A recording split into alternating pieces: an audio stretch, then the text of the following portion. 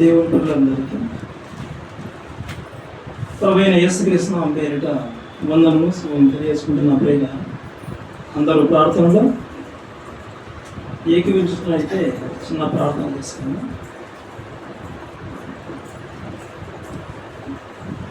పరలోకమందు ఉన్నటువంటి మా యొక్క తండ్రి, నీ యొక్క పరిశుద్ధమైన ఉన్నతమైన నామం బట్టి నీ యొక్క ప్రియకుమారుడు మా రక్షకుడు యేసుక్రీస్తు ద్వారా కృతజ్ఞతలు తెలియజేసుకుంటున్నాను. ఆయన మీరు వ్రాయించిన జీవగ్రంథంలో నుండి కొన్ని విషయాలు తండ్రి మేము ఆలోచిస్తూ ఉంటూ ఉండగా మా యొక్క ఆత్మీయ జీవితానికి అవసరమైనటువంటి సంగతులు మేము అర్థం చేసుకుని వాక్యానుసారమైనటువంటి జీవితం మేము నడుచుకునే విధముగా ఈ యొక్క వాక్యానికి తండ్రి విధేయులం అయ్యే విధంగా సహాయం చేయమని ఈ ప్రార్థన నీ ప్రియకుమారుడైనటువంటి యేసుక్రీస్తు ద్వారా అడిగి వేడుకొనుచున్నాం తండ్రి, ఆమేన్. ప్రియమైన దేవుని పిల్లలారా, ముందుగా ఒక విషయం, మన లైవ్ కార్యక్రమంలో విజయవాడ ఆ పరిసర ప్రాంతంలో మన పిల్లల యొక్క సహాయార్థమై మన సంఘం నుండి కూడా కొంత అమౌంట్ పంపించాం. మరి నా సెల్ ద్వారా పంపించడం జరిగింది కాబట్టి నా పేరే ఇక్కడ చెప్పడం జరిగింది, దగ్గర తీసుకున్నాను. కానీ అందరూ సహాయం చేసినాం. ఓకే పిల్లలు, ఒక పాటలోకి వెళ్ళిపోదాం. నీది మాదిరికరమైన జీవితమేనా? ప్రియమైన దేవుని పిల్లలారా, మాదిరి ఇంగ్లీష్ బైబిల్లోకి వెళ్ళిపోతే ఎగ్జాంపుల్ అని ఉంటారు. ఏదైనా ఒక విషయం గురించి ఏదో ఒకరికి వివరించేటప్పుడు వారికి అర్థం కానప్పుడు ఇంకొక విషయం గుర్తు చేస్తాం, అది గుర్తు చేసి ఒక విషయం తెలియజేస్తాం, అంటే ఒక ఎగ్జాంపుల్ ఇస్తాం. యేసుక్రీస్తు కూడా బోధించేటప్పుడు జనసమూహానికి ఉపమానాలు చెప్పారు. ఇక్కడ మాదిరి అనగా ఒక విధమైన ఎగ్జాంపుల్ అనుకోవచ్చు. మాదిరికరమైన జీవితం, వేరొకరు ప్రభావితం అయ్యే విధంగా, మంచిగా ప్రభావితం అయ్యే విధంగా లేదా చెడుగా ప్రభావితం అయ్యే విధంగా ఒకరి జీవితాన్ని ఉదాహరణగా తీసుకొని నడుచుకోవడం. ప్రియమైన దేవుని పిల్లలారా, ప్రపంచానికి, ఈ భూమి మీద ప్రపంచానికి పరలోకంలో ఉన్నటువంటి దేవుడు మాదిరి ఉంచాడు. ఒక మార్గదర్శకుడిని మన మధ్యకు పంపించాడు. ఆయన ఎవరో కాదు, యేసుక్రీస్తు. ఒక వచనం చూసుకున్నాం పేతురు రాసినటువంటి మొదటి పత్రిక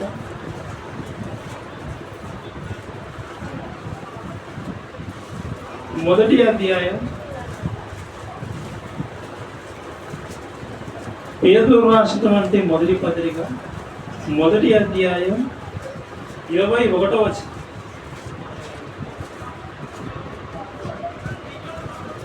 పేతురు రాసిన మొదటి పత్రిక, క్షమించండి, 2వ అధ్యాయం 21వ వచనం. క్రీస్తు కూడా మీ కొరకు బాధపడి మీరు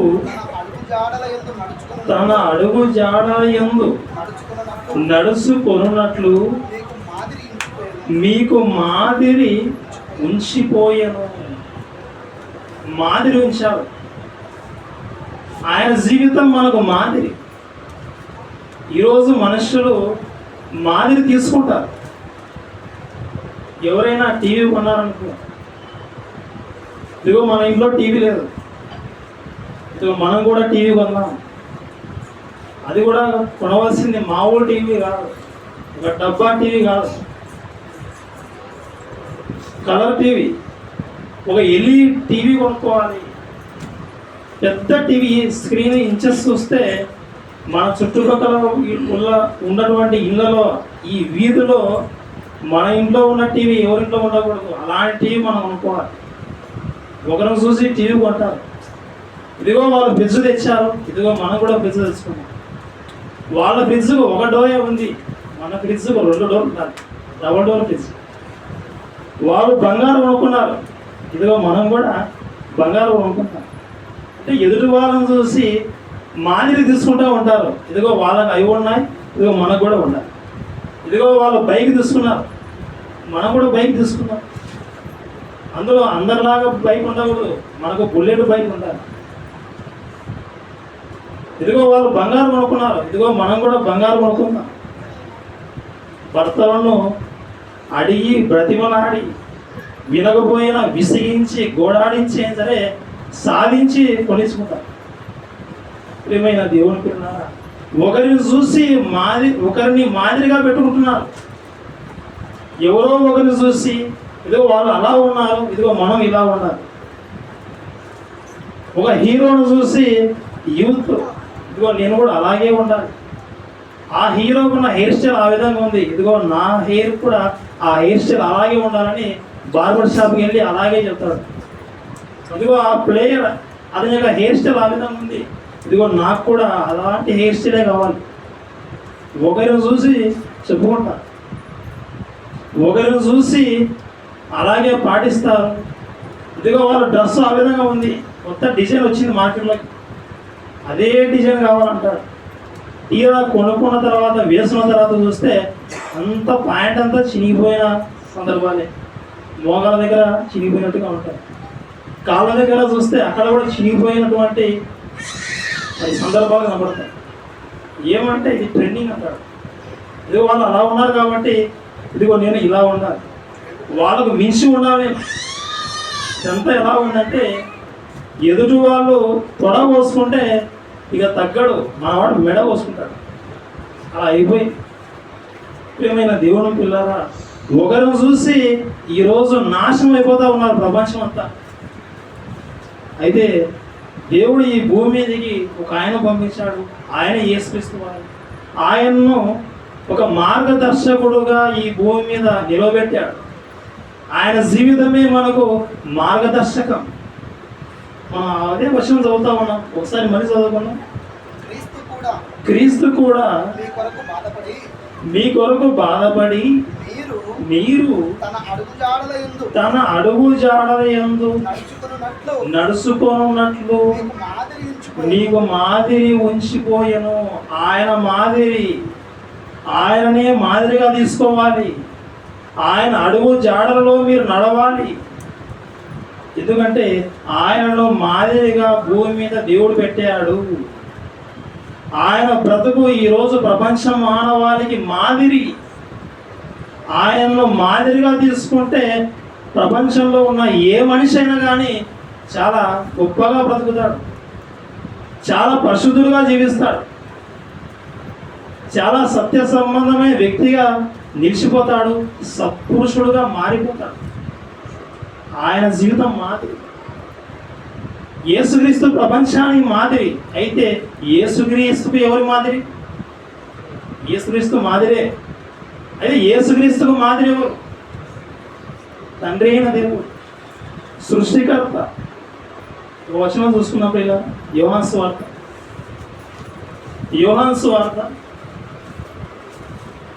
5వ అధ్యాయం 19వ వచనం. యోహాను సువార్త 5వ అధ్యాయం 19వ వచనం.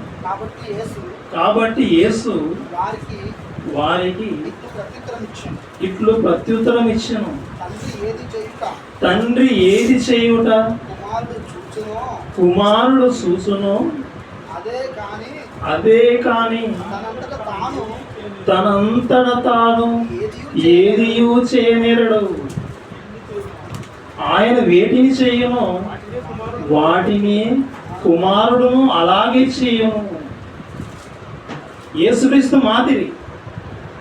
ఆయన మాదిరిగా ఈ భూమి మీద జీవించాడు. అయితే ఆయనకు ఎవరి మాదిరి అంటే ఇదిగో ఇక్కడ యేసుక్రీస్తు వారు భూమి మీద ఉన్న బ్రతికిన దినాల్లోనే ఆయన చెప్పాడు, ఒక విషయం చెప్పాడు. ఆ మాట ప్రకారంగా మనం ఆలోచిస్తే యేసుక్రీస్తు వారికి ఎవరి మాదిరి అంటే, ఇదిగో తండ్రి అయిన దేవుడు. తండ్రి ఏది చేయుట కుమారుడు చూసును అదే చేస్తాడు తప్ప వేరొకటి చేయడని యేసుక్రీస్తు వారు చెప్పడం జరిగింది. దేవుడు ప్రేమామయుడు, ఆయన ప్రేమాస్వరూపి. ఈ భూమి మీదకి రాకముందు యేసుక్రీస్తు వారు పరలోకంలో ఉన్నాడు. పరలోకంలో యేసుక్రీస్తు దేవుణ్ణి చూసి ఆయనతో జీవించిన కాలమంతా ఆయన ప్రేమను అనుభవించిన ఆయన అదే ప్రేమ ఈ ప్రపంచ మానవాళికి అందించాడు. ఆయన ప్రేమించి ప్రాణం పెట్టాడు. జన సమూహం మధ్యకు వచ్చి తన ప్రేమను కనబరిచాడు. దేవుడు ప్రేమమయుడు. దేవుణ్ణి ఒక మార్గదర్శకుడుగా ఎవరు తీసుకున్నారంటే యేసుక్రీస్తు తీసుకున్నాడు. భూమి మీదకి వచ్చి ఆయన బ్రతికి ఆయన వెళ్ళిపోయి ఇదిగో మార్గదర్శకుడుగా ఒక గొప్ప మాదిరికరమైన జీవితం ఆయన అందించి వెళ్ళాడు. ఆయన మాదిరి. ప్రియమైన దేవుని పిల్లలారా, యేసుక్రీస్తు మాదిరికరమైన జీవితం. ఆయనకి ఎవరు మాదిరి అంటే తండ్రి అయిన దేవుడు. ఇంకా ముందుకు వెళ్దాం ఒకసారి.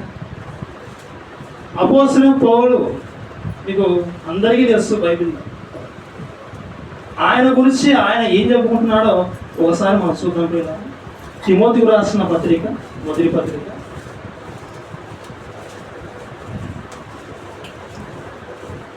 తిమోతికి రాసినటువంటి మొదటి పత్రిక 1వ అధ్యాయం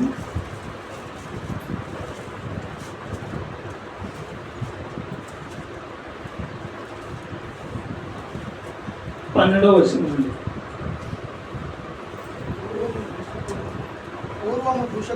పూర్వము దూషకుడును హింసకుడును హానికరుడైనటువంటి నన్ను తన పరిచర్యకు నియమించి నమ్మకమైన వానిగా ఎంచినందుకు నన్ను బలపరిచిన మన ప్రభు అయిన క్రీస్తు యేసునకు కృతజ్ఞుడనై ఉన్నాను.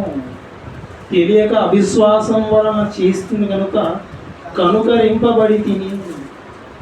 పౌలు గారు తన పూర్వస్థితి, యేసుక్రీస్తును విశ్వసించక మునుపు అతని పరిస్థితి ఎలా ఉందంటే, అపోస్తలుడైన పౌలు గురించి మనం ఆలోచిస్తూ ఉన్నాం. పూర్వం ఎలాంటి వాడంటే ఆయన గురించే ఆయన సాక్షిస్తూ ఉన్నాడు. పూర్వము దూషకుడను, హింసకుడను, హానికరుడను. నేను దూషించేవాడిని, హింసించేవాడిని, నా వలన సంఘానికి హాని కలిగింది. క్రైస్తవులను హింసించాను, చెరసాలలో వేయడానికి ఈడ్చుకొని వెళ్ళేవాళ్ళను, మరి అనేకులను చంపడం నాకు ప్రాణాధారంగా నేను జీవించాను. నా యొక్క గత పరిస్థితి ఇది అని పౌలు గారు తన గూర్చిన వివరం ఇస్తూ ఉన్నాడు. యేసుక్రీస్తును విశ్వసించక మునుపు పౌలు గారు అంటే ఆనాటి క్రైస్తవ సమాజం భయపడేది. అలాంటి ఆయన సంఘాన్ని హింసిస్తూ ఉన్నప్పుడు, క్రైస్తవులు ద్వేషిస్తూ ఉన్న సందర్భాల్లో యేసుక్రీస్తు వారు మార్గ మధ్యలో ఆయన ప్రత్యక్షమవుతాడు. పౌలు గారు క్రైస్తవుల నిమిత్తం దమస్కు పట్టణానికి మార్గ మధ్యలో వెళ్తూ ఉన్నప్పుడు మరి యేసుక్రీస్తు వారు కనబడి, సౌలా సౌలా, నీవు నన్ను ఎలా హింసించున్నావు? హింసించే సంఘాన్నే వారిని హింసిస్తూ ఉన్నావు, వారి గాయం తగులుతూ ఉంది అంటే నాకు తగినట్టు, నన్ను నువ్వు ఎందుకు హింసిస్తున్నావు అన్నాడు. మార్గ మధ్యంలో కనబడినప్పుడు ఆ మహా వెలుగు అతడు కింద పడిపోయి తన కళ్ళు కనపడకుండా పోయినప్పుడు, ఇక ఆయన దగ్గరికి వెళ్ళిన తర్వాత ఆయన కళ్ళు తెరవబడ్డాయి. తర్వాత బాప్తిసం పొందాడు. ఆ సందర్భంలో దేవుడిచ్చిన వచనం ఒక మాట ఇచ్చాడు. ఇదిగో అనేకుల కొరకు, ఇదిగో నా కొరకు నువ్వు వెళ్ళాలి, అనేకులు రక్షించడానికి నువ్వు వెళ్ళాలి, నా నామం భరించాలి, దానికోసం నీకు బాధలు కలుగుతాయి. ఇప్పటి వరకు అందరినీ బాధ పెట్టావు, అందరినీ హింసించావు, అందరినీ దూషించావు. అయితే ఇది నీ జీవితం. అయితే ఇక నుండి నీ జీవితం మెరుగుపడుతుంది, ఇక నుండి ని జీవితం బాగుపడుతుంది, ఇక నుండి నీ జీవితం అనేకులకు మాదిరికరమైన జీవితంగా ఉంటుంది అని మరి పౌలు గారిని యేసుక్రీస్తు వారు మరి కాపాడాడు, రక్షించాడు. దాన్ని జ్ఞాపం చేస్తూ ఉన్నాడు ఇక్కడ. పూర్వం దూషకుడును, హింసకుడును, హానికరుడును, ఇలాంటి వాడిగా ఉన్న నన్ను, అర్హత లేని వాడిని నన్ను ఇదిగో తన పరిచర్య కోసం నియమించి నమ్మకమైన వాడిగా ఎంచినందుకు నన్ను బలపరిచిన మన ప్రభు అయిన క్రీస్తు యేసునకు కృతజ్ఞుడనై ఉన్నాము. పనికి రాని వాడినటువంటి నన్ను ఒక పనికి వచ్చే పాత్రగా తన కోసం నియమించుకున్నాడు. మరి అందరినీ దూషించే నన్ను ఇక నుండి అందరినీ దూషించకుండా అందరినీ ప్రేమించేవాడిగా. ప్రియమైన దేవుని పిల్లారా, పౌలు జీవితం మారిపోయి యేసుక్రీస్తు మాదిరి. ఇక పౌలు గారు యేసుక్రీస్తు చేత పట్టబడిన తర్వాత, ఇక మారిపోయిన తర్వాత పౌలు గారు గొప్పగా బ్రతికాడు, ఎన్నో సంఘాలు స్థాపించాడు, ఎందరికో సువార్త ప్రకటించాడు, ఎన్నో సువార్త ప్రయాణం చేసి ఎందరినో కాపాడాడు, ఎన్నో సంఘాలను స్థాపించాడు. అలాంటి ఆయన ఏం చెప్తున్నాడో ఒక వచనం చూసుకున్నాం. ఇలా కొరింథీయులకు రాసిన పత్రిక, కొరింథీయులకు రాసినటువంటి పత్రిక, మొదటి పత్రిక, కొరింథీయులకు రాసిన మొదటి పత్రిక 11వ అధ్యాయం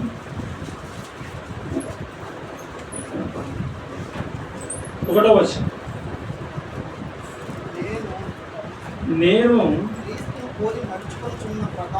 క్రీస్తును పోలి నడుచుకొనుచున్న ప్రకారం మీరును నన్ను పోలి నడుచుకొనుడి. ఇక్కడ నేను క్రీస్తును పోలి నడుచుకొనుచున్న ప్రకారం పౌలు గారు ఆయన ఏం చెబుతున్నాడంటే కొరింథీ సంఘానికి, నేను క్రీస్తును పోలి నడుచుకొనుచున్నాను. యేసుక్రీస్తు వారు ఈ ప్రపంచానికి మాదిరి. ఆ మాదిరికరమైన జీవితం కలిగినటువంటి యేసుక్రీస్తునే నా జీవితంలో నేను మార్గదర్శకుడుగా నేను నా జీవితంలో అన్వయించుకున్నాను.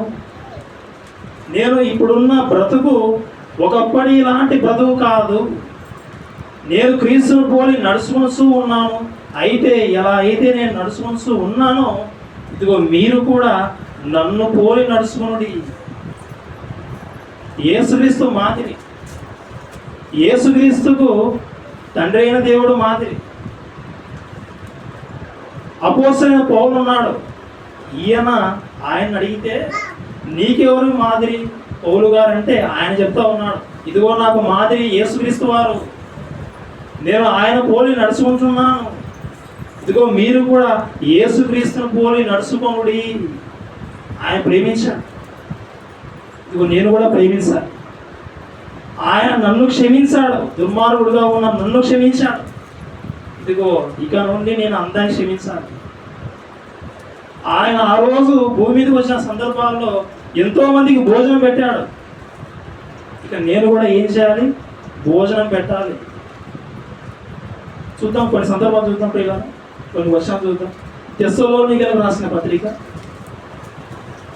2వ పత్రిక, తెస్సలోనికైలకు రాసిన 2వ పత్రిక 3వ అధ్యాయం 8వ వచనం. ఎవని యుద్ధనైనను ఉచితముగా ఆహారం పుచ్చుకొనలేదు, మేము మీలో ఎవరికి భారముగా ఉండకూడదని ప్రయాసముతోను కష్టముతోను రాత్రింబగళ్ళు పని చేయుచు జీవనం చేస్తిమి. పౌలు గారు ఎవరి యొద్ద ఆహారం ఉచితంగా తీసుకోలేదట. అక్కడ సందర్భంలో ఒక వచనం చూస్తే ఎవరికి భారంగా ఉండకూడదని పౌలు గారు గొప్ప సేవకుడు, ఎన్నో సంఘాలు స్థాపించిన వాడు, అలాంటి దైవ సేవకుడు సంఘముల వలన ఆశించకుండా, సంఘముల మీద భారం పెట్టకుండా ఆయన ఏం చేస్తున్నాడంటే, ఇదిగో ఎవరికి భారంగా ఉండకూడదని ప్రయాసముతోనూ కష్టముతోనూ రాత్రింబగలు పని చేస్తూ జీవనం చేస్తుంది. ఆయన పని చేస్తూ ఉన్నాడు, ఆయన పోషణ కోసం ఆయన పని చేశాడు. అలా చేస్తూనే సువార్త ప్రకటించాడు.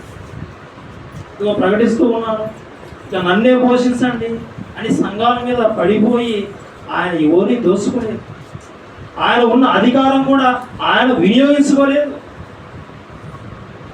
అధికారం ఉన్నా కానీ వినియోగించుకోలేదు. ప్రియమైన దేవుని పిల్లలారా, ఈరోజు సమాజంలో చూస్తే ఇదిగో పని చేయలేక చాలామంది దేవుని సేవ నిలబడతారు. మళ్ళీ ఇంకో కొన్ని విషయాలు ఏం మాట్లాడతారంటే, ఇదిగో దేవుడు నన్ను నా సేవకు పిలుచుకున్నాడు బ్రదర్ అంటారు. ఆయన పిలిచేది లేదు, ఆ సందర్భమే లేదు అసలు. ఈ మాట చెప్పి ఇక సువార్త ప్రయాణంలో వెళ్ళిపోతాడు. పోనీ వాక్యం ఏమైనా మంచిగా చెప్తాడంటే భిన్నమైన బోధన చెప్తాడు. మందను పోగు చేసుకుంటాడు. ఇక పోగు చేసుకున్న తర్వాత ఆ మంద మీద పడి ఇక జీవనం కొనసాగిస్తాడు. ఒక సైకిల్లో తిరిగే వ్యక్తి ఇక తర్వాత బైక్లో తిరుగుతాడు, ఇక చివరి కార్లో తిరుగుతాడు. ఇంకా అవసరమైతే ఎక్కువ స్థలం కొని ఒక ఫ్లైటే తిప్పుతాడు. సపరేట్ ఫ్లైట్ ఉంటుంది ఆయన విదేశాలకి. ఆనాడు పౌలు గారు సంఘముల మీద భారం అవ్వలేదు. ఈరోజు చూస్తే ఎందరో దైవ సేవకులు సంఘముల మీద పడి సత్య సంబంధం వాక్యం చెప్పకుండా ప్రజలు దోచుకుంటూ నాశనం చేస్తూ ఉన్నారు. వాళ్ళు నాశనం అవుతూ సంఘాలను కూడా నాశనాన్ని నడిపిస్తూ ఉన్నారు. పౌలు మాత్రం అధికారం ఉన్నా కానీ వినియోగించుకోలేదు. ఈరోజు ఏ సేవకుడు పౌలు గారిని మాదిరిగా తీసుకుంటున్నాడు? ఆయన కష్టపడ్డాడు, నేను కూడా కష్టపడతాను, ఎవరి మీద పడి ఆశించను అని ఎవరు ఆలోచనలో ఉన్నారో, ఎవరు జీవిస్తూ ఉన్నారంటే చాలా తక్కువ. ఎక్కడో ఉండొచ్చు కానీ చాలా తక్కువ. ప్రియమైన దేవుని పిల్లలారా, ఇంకో క్వశ్చన్ చూసుకున్నాం. అపోస్తుల కార్యములు 20వ అధ్యాయం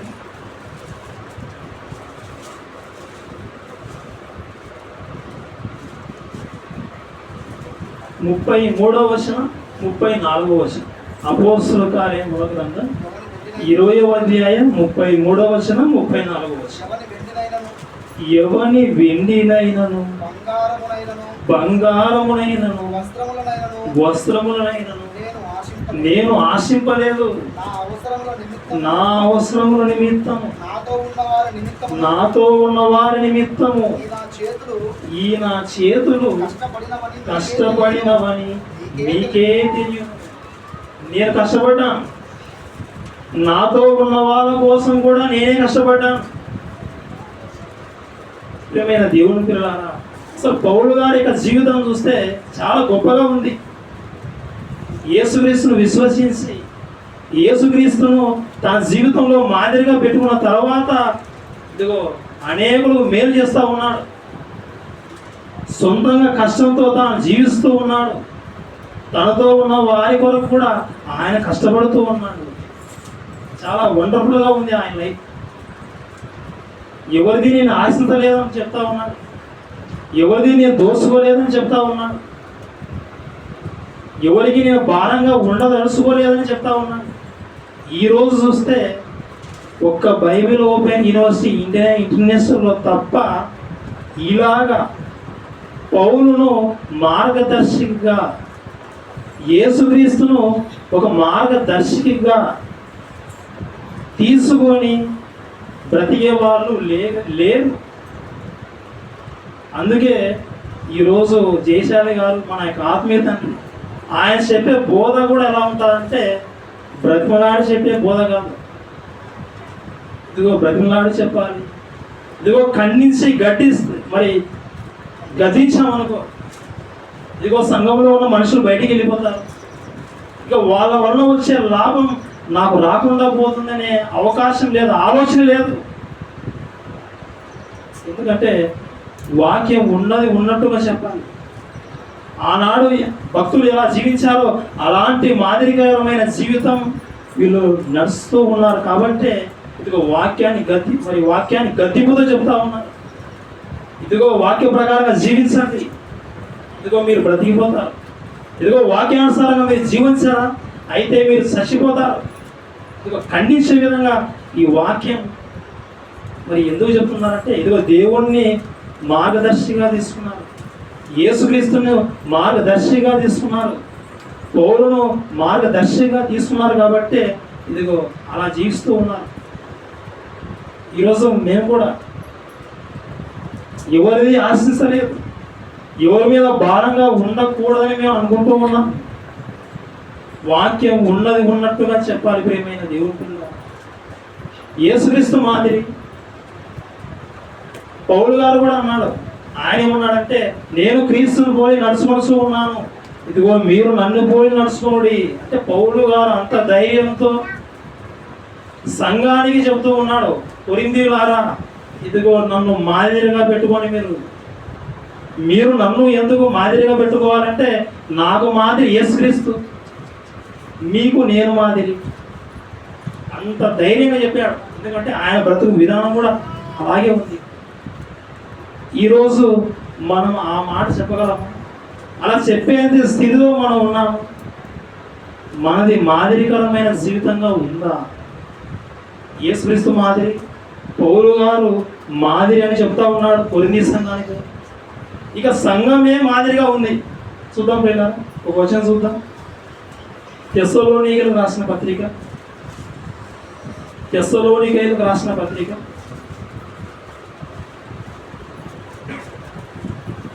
మొదటి అధ్యాయం, తెస్సలోనికైలకు రాసిన మొదటి పత్రిక 1వ అధ్యాయం 7వ వచనం 8వ వచనం. కాబట్టి మాసిదోనియాలోను అకయలోను విశ్వాసులందరికీ ఏమైపోయారు? వీళ్ళు మాదిరి అయితీరి.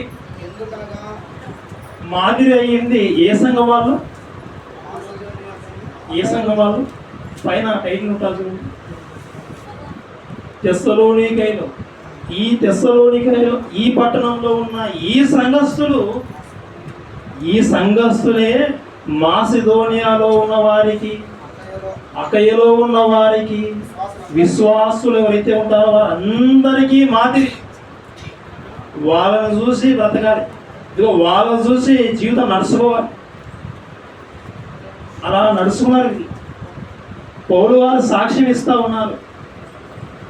ఒకసారి బైబిల్లో చివరిలో ఒక మ్యాప్ చూద్దాం ప్రియా. చివరిలో పటం చూడండి. ఒకసారి బైబిల్ చివరిలో అపోస్తలుడైన పౌలు ఆయన సువార్త కొరకు ప్రయాణం చేస్తూ తినేటువంటి ఆ ప్రయాణాల గురించిన ఒక పటం ఉంటుంది. ఆ పటంలో తెస్సలోనిక అనే ఒక పట్టణం కనబడుతుంది.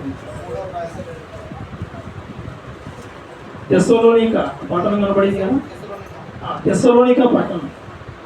ఆ పట్టణం ఉన్న ప్రాంతం ఒకసారి మీరు దీర్ఘంగా మీరు చూస్తే అది ఏ ప్రాంతంలో మీకు కనబడుతుందంటే మాసిదోనియాలో కనబడిందా? మాసిదోనియా ప్రాంతంలో ఈ తెస్సలోనిక మీకు కనబడుతుంది. ఇంకా అకయ అనే ఒక ప్రాంతం కనబడుతుంది. అది ఎక్కడుందో ఒకసారి మీరు అబ్జర్వ్ చేయండి. అకయ క్రింది భాగంలో ఉంటుంది. పై భాగంలో ఏముంటుంది? మాసిదోనియా ఆ ప్రాంతంలో ఏముంటుందంటే ఇదిగో తెస్సలోనిక. మనం ఇందాక వచనం చదువుకున్నాం. తెస్సలోనికైలు వాళ్ళు ఎలాంటి వాళ్ళంటే మాసిదోనియాలోను అకయలోను విశ్వాసులందరికీ మాదిరి. ఆ సంఘం వాళ్ళు వాళ్ళ చుట్టూ ఉన్న వాళ్ళకు మాదిరిగా ఉన్నారు. ఎక్కడో అకయ ఆ ప్రాంతంలో ఉన్న సంఘాల వారికి కూడా మాదిరిగా ఉన్నారు. ప్రియమైన దేవుని పిల్లలారా, ఈరోజు మనం ఉన్నాం ఇక్కడ CBT Allagadda, college of Bible technology Allagadda. ఈరోజు మనం కూడా మన చుట్టూ ఉన్న సంఘాలకు మార్గదర్శకులుగా ఉన్నాం. ఈ సంఘంలో బోధింపబడే వాక్యము మిగిలిన సంఘాలలో లేదు అన్నా. లేదు మీరు అంటారు, ఇదిగో ఉంది అని అంటావా? అయితే తీసుకుంటారు. ఈ సంఘంలో కాకుండా కొత్త సంగతులు ఆ సంఘంలో కూడా చెప్తారని మీరు ఒకవేళ అంటే వారితో మేము వాదించడానికి ఓడించడానికైనా సిద్ధం. 24/7 24 గంటలు వారంలో ఉన్న 7 రోజులు సిద్ధంగా ఉన్నాం. ఈ సంఘంలో బోధింపబడే బోధ, ఈ సంఘంలో చెప్పేటువంటి క్రొత్త సంగతులు వేరే సంఘాల్లో చెప్పిన దాఖలా కనబడవు. ఒకవేళ చెప్పారంటే, చెబుతూ ఉన్నారంటే ఈ బోధనే కాపీ చేసి పేస్ట్ చేసి రోస్ట్ చేసి అవే చెప్తా ఉంటారు అక్కడ. ఈరోజు మన సంఘం కూడా మన చుట్టూ ఉన్న సంఘాలకు మాదిరి. ఈరోజు మన సంఘంలో ఏడిసి ద్వారా సహాయ కార్యక్రమాలు, ఏ సంఘంలో సహాయ కార్యక్రమం చేస్తూ ఉన్నారు? ఎప్పుడో చేస్తారు, ఎప్పుడో సంవత్సరాలకో లేదా 2 సంవత్సరాలు ఒకసారి. విరివిగా దేవుడు చెప్పినట్లుగా బైబిల్లో ఉన్న బోధ ప్రకారంగా చేసిన వాళ్ళు కనబడరు. ఈరోజు మన సంఘం కూడా మాదిరి. ఇదిగో మనల్ని చూసే మిగిలిన సంఘాల వాళ్ళు కూడా ఇదిగో డాడీ లైవ్ ఇచ్చారు. లేదంటే కొన్ని సందర్భాలు అక్కడ కూడా లైవ్ లేవు. మిగిలిన ప్రాంతాల్లో నంద్యాల కానీ, రుతుగురు కానీ, మైదుగురు కానీ ప్రారంభంలో మనమే లైవ్ కార్యక్రమం పెట్టింది. మనం చూసే వీడియో షూట్ చేయడము, యూట్యూబ్లో అప్లోడ్ చేయడం. మిగిలిన వాళ్ళు లేరు. మనమే స్టార్టింగ్, మనమే మాదిరి. ఇదిగో ఆళ్ళగడ్డ సంఘంలో ఇలా ఉంది, ఇదిగో మన దగ్గర కూడా అలాగే ఉండాలని మనం చూసి ప్రేరణ పొందారు. మనము చుట్టూ ఉన్న సంఘాలకు మాదిరిగా ఉన్నాము. ఇక అంతేకాదు, ఇంకా మాదిరిగా ఉండాలి. ఇంకా మాదిరికరమైన జీవితం మనం నడుచుకోవాలి. సువార్త ప్రకటించాలి, అనేకులు రక్షించాలి. యేసుక్రీస్తు మాదిరి. యేసుక్రీస్తు మాదిరిగా ఎవరు పెట్టుకున్నారంటే పౌలు గారు మాదిరిగా పెట్టుకున్నారు. ఆయన అనేక సంఘాలు స్థాపించాడు. ఇదిగో నేను మీకు మాదిరిని పౌలు గారు చెప్పాడు. తెస్సలోనిక సంఘం, ఇదిగో మాసిదోనియాకు, అకేలో ఉన్న సంఘాలకు, విశ్వాసులందరికీ మార్గదర్శకులుగా ఆ సంఘం నిలిచింది. ఒక యెరూషలేములో ఉన్న సంఘం కావచ్చు, రోమాలో ఉన్న సంఘం కావచ్చు, అంతియోకియలో ఉన్న సంఘం కావచ్చు, ఈ సంఘాలు ప్రారంభంలో ఉన్న సంఘాలు, క్రీస్తు సంఘములన్నీ మన ఉన్న ఈ సంఘానికి మార్గదర్శకం. మరి బైబిల్ వరల్డ్ ఛానల్లో ఉపేంద్ర అన్నయ్య గారు సంఘాల గురించి చాలా క్లాసులు చెప్పారు, చక్కగా క్లాసులు చెప్పారు. ఒకసారి యూట్యూబ్లోకి వెళ్ళి మరి ఇంటి దగ్గర రోజు ఒక సంఘం గురించి మీరు నేర్చుకోండి, వినండి, చూడండి ఒకసారి. ఆనాడు ప్రారంభ శతాబ్దంలో ఉన్న సంఘాలు ఈ రోజు ఉన్న మన సంఘాలకు ఎలా మార్గదర్శకం చూపాయో, వారిలాగా మనం కూడా ఏ విషయాల్లో మెరుగుపడాలో మనం కూడా తెలుసుకుంటాం. ప్రియమైన దేవుని పిల్లారా, ఇక పౌలు గారు తాను ప్రేమించినటువంటి తన ప్రియ కుమారుడుగా ఎవరు పిలిచాడంటే తిమోతిని పిలిచాడు. నా నిజమైన కుమారుడైనటువంటి తిమోతి అని చెప్పాడు. ఆ తిమోతికి ఏం చెప్పాడో ఒకసారి చూద్దాం పిల్లలు. తిమోతికి రాసిన మొదటి పత్రిక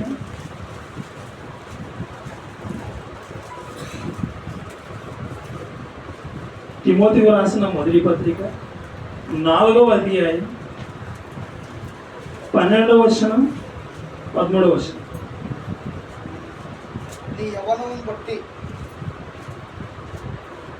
తిమోతికి రాసిన మొదటి పత్రిక 4వ అధ్యాయం 11వ వచనం 12వ వచనం.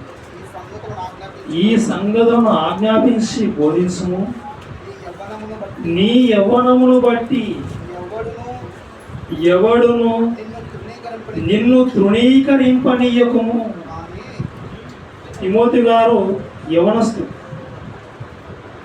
ఇదిగో వాక్యం చెప్పడానికి వెళ్తా ఉన్నాడు. అనేకులు ఈయన చూసి ఇదిగో యవ్వనస్తుడు కదా, ఏం వాక్యం చెప్తాడు, అసలు ఈయన ప్రవర్తన ఎలా ఉంటుంది, యూత్ కదా, ఈ ఏజ్లోనే ఈ వయసులోనే తక్కువే ప్రమాదం ఉంది కదా, ఈయన బోధించడం ఏంటి, ఈయన మనకు మాదిరి ఏంటి అనే విధంగా ఆలోచన వస్తాయి. తిమోతి, ఇదిగో నువ్వు ఏం చేయాలంటే, నువ్వు యవనస్తుడివే, మరి పెద్దలుగా ఉన్నవాళ్ళు ఎక్కువ జ్ఞానం చేసిన వాళ్ళు ఉండొచ్చు, వాళ్ళు నిన్ను తృణీకరించే విధంగా నీ లైఫ్ ఉండకూడదు. నీ యవ్వనం బట్టి ఎవడునో నేను తృణీకరింపనీయకము కానీ ఇదిగో మాటలోను, ప్రవర్తనలోను, ప్రేమలోను, విశ్వాసములోను, పవిత్రతలోను విశ్వాసులకు ఎలా ఉండాలంటే మాదిరిగా ఉండుము. నీ జీవితం చూసి మిగిలిన వాళ్ళు ప్రేరేపింపబడాలి.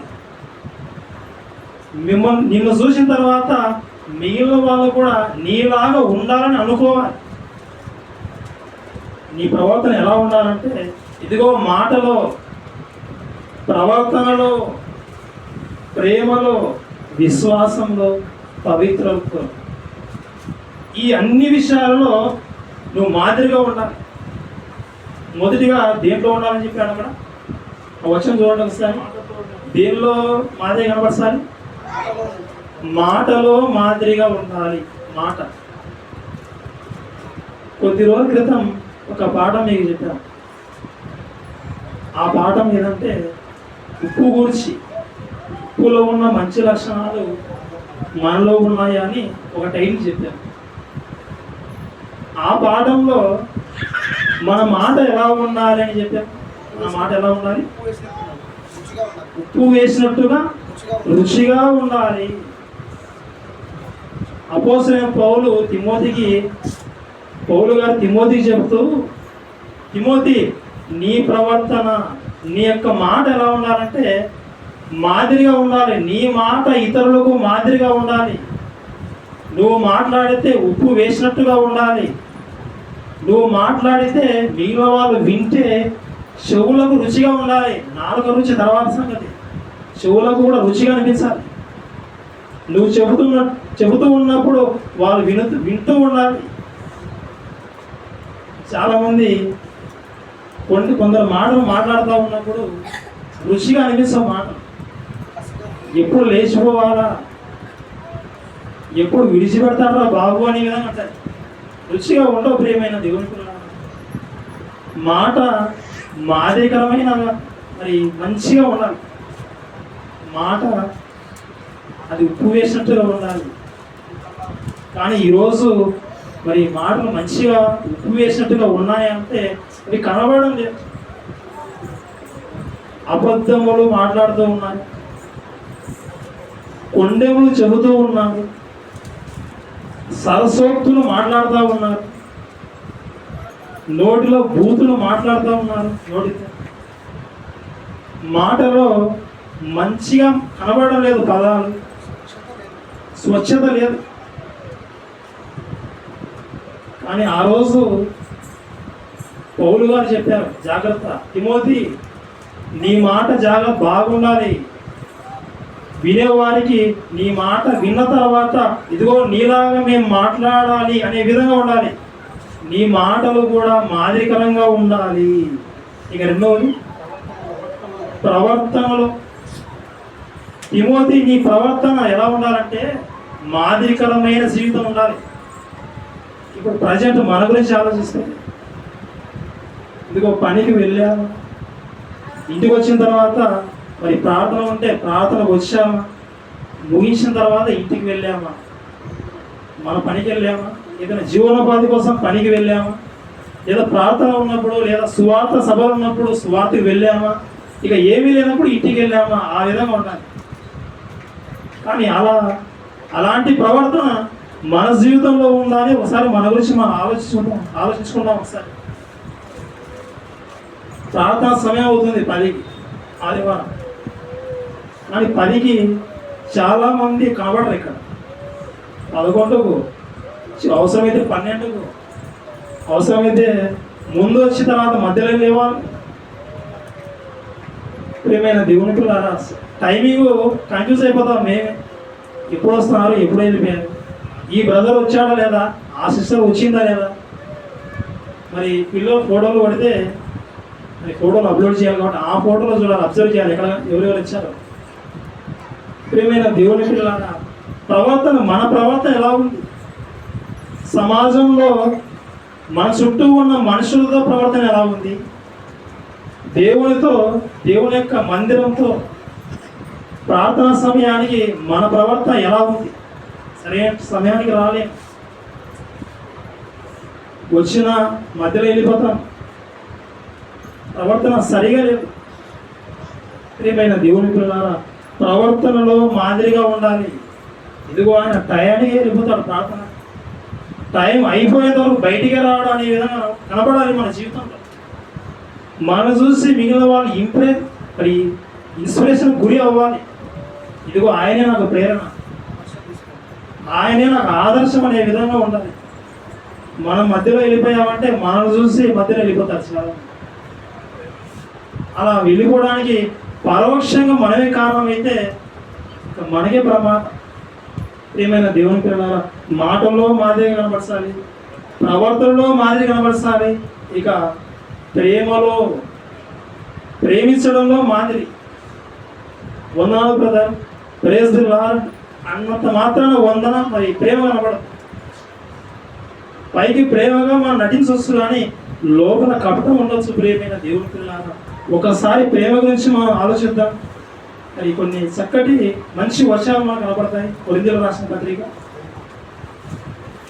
ప్రేమ గురించి ఒక ప్యాసేజ్ కనపడతారు చూడండి.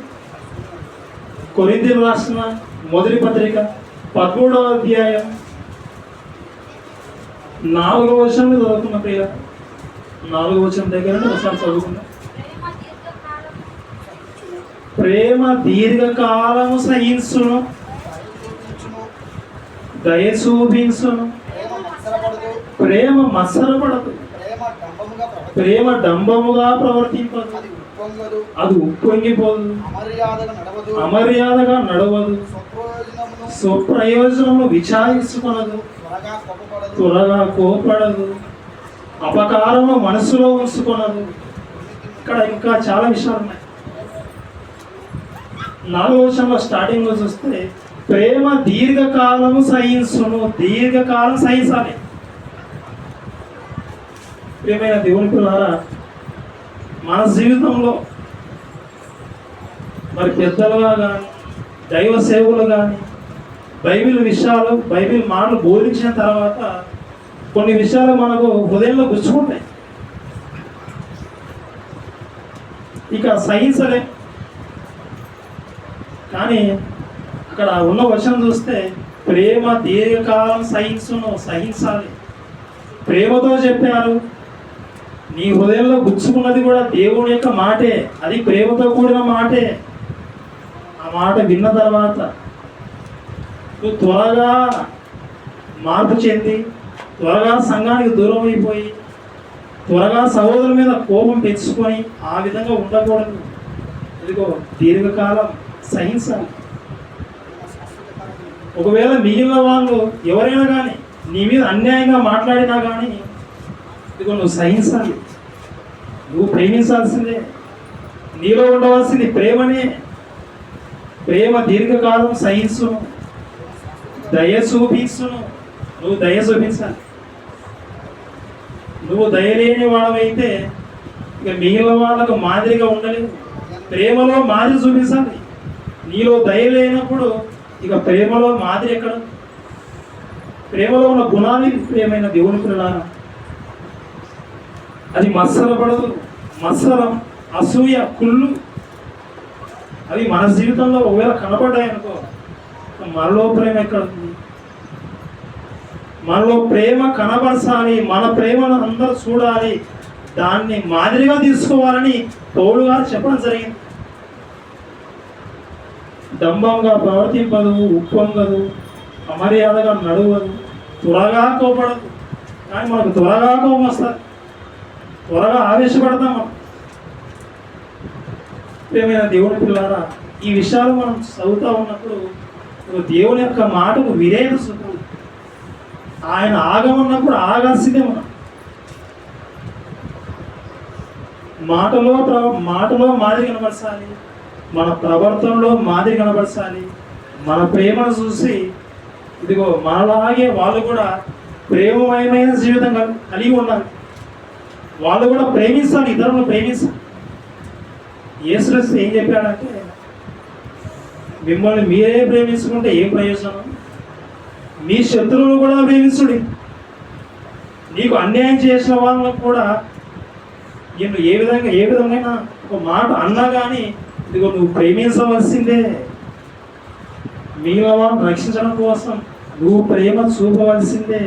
ఇదిగో నీ ప్రేమ అనేకులు కనబరచాలి. నీలో ప్రేమ ఉందని వాళ్ళు నిన్ను మార్గదర్శకుడుగా నీ గురించి అనుకోవాలి. తర్వాత చూస్తే వేటిలో ఉండాలి? మాది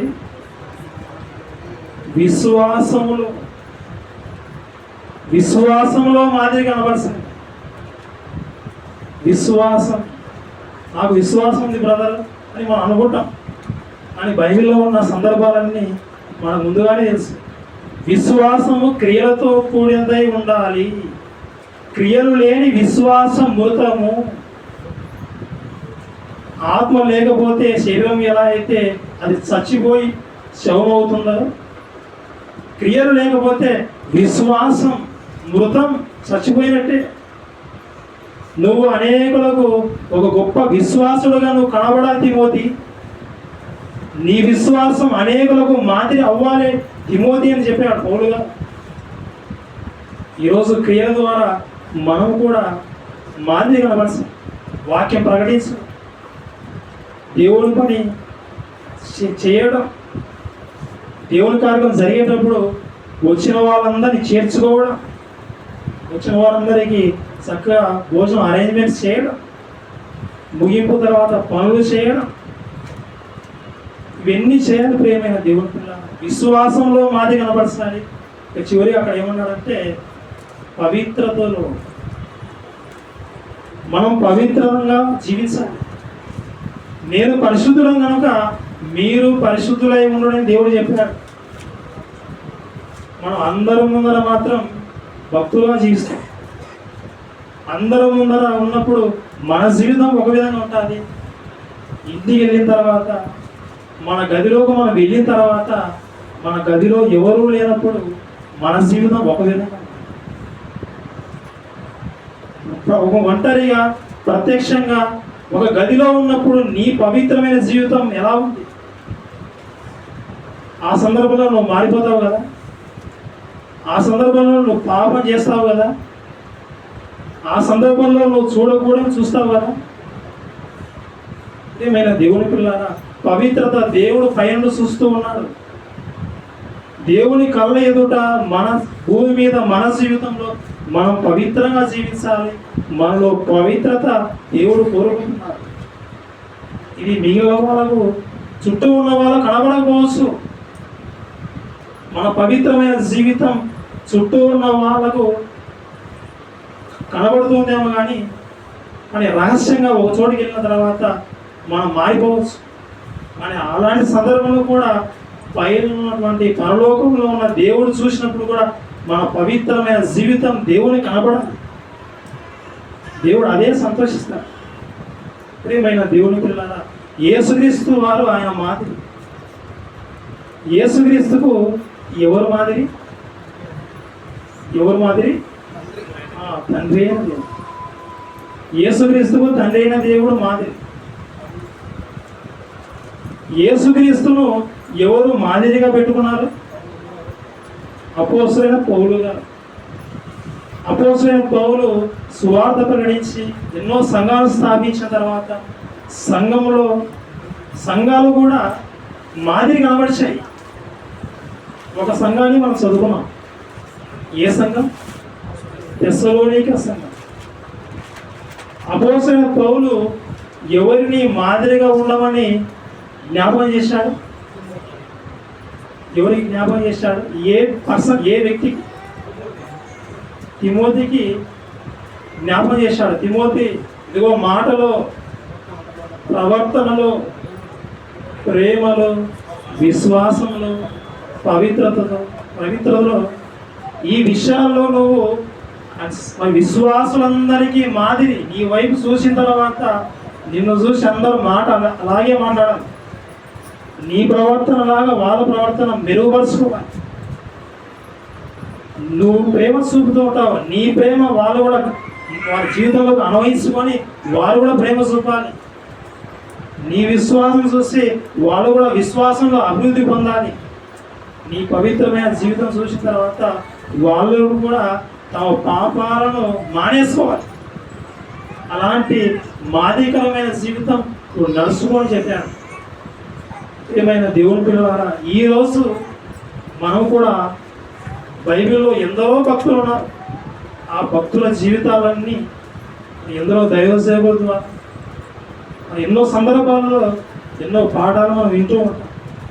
వారి జీవితాలన్నీ మనం మాదిరిగా తీసుకుంటూ దేవునిలో మరి గొప్పగా బ్రతుకుతూ దేవుని పని చేసి పరలోకం స్వతంత్రించుకోవాలని ఈ యొక్క మాట తెలియజేస్తా ఉన్న ప్రియుల, మనది మాదిరికరమైన జీవితంగా ఉండాలి.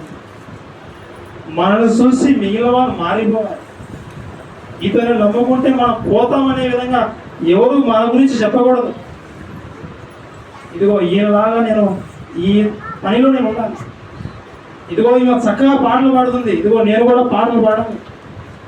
ఇదిగో ఈయన చక్కగా వాక్యం బోధిస్తాడు, ఇదిగో నేను కూడా అలాగే వాక్యం బోధించడంలో మెరుగుపరుచుకోవాలి. మిగిలిన వాళ్ళ విశ్వాసులలో వారిలో ఉన్న మంచితనాన్ని, మంచి విషయాలను మన జీవితంలో పెట్టుకొని మనం భూమి మీద మన జీవితంలో మనం నడుచుకుంటూ వెళ్ళిపోతే ఇదిగో పవిత్రంగా జీవించి మరి దేవుడు అనుకున్నటువంటి కళను పండించి దేవుడు ఆ లోకానికి మనం చేరుకుంటాం. పోయినా ఈ యొక్క మాటలు విన్నటువంటి మీరందరూ మాదిరికరమైన జీవితం మరి జీవించాలని, మనుషుల వైపు చూడకుండా ఇదిగో విశ్వాసంలో కర్త అయిన యేసు వైపు చూస్తూ ఇదిగో దేవుని కొరకు బ్రతకాలని కోరుకుంటూ ఈ యొక్క మాట ముగిస్తూ ఉన్నాను. చిన్న ప్రార్థన చేసుకుంటున్నాను. పరలోకమందు ఉన్నటువంటి మా యొక్క తండ్రి, ఈ యొక్క పరిశుద్ధమైన ఉన్నతమైన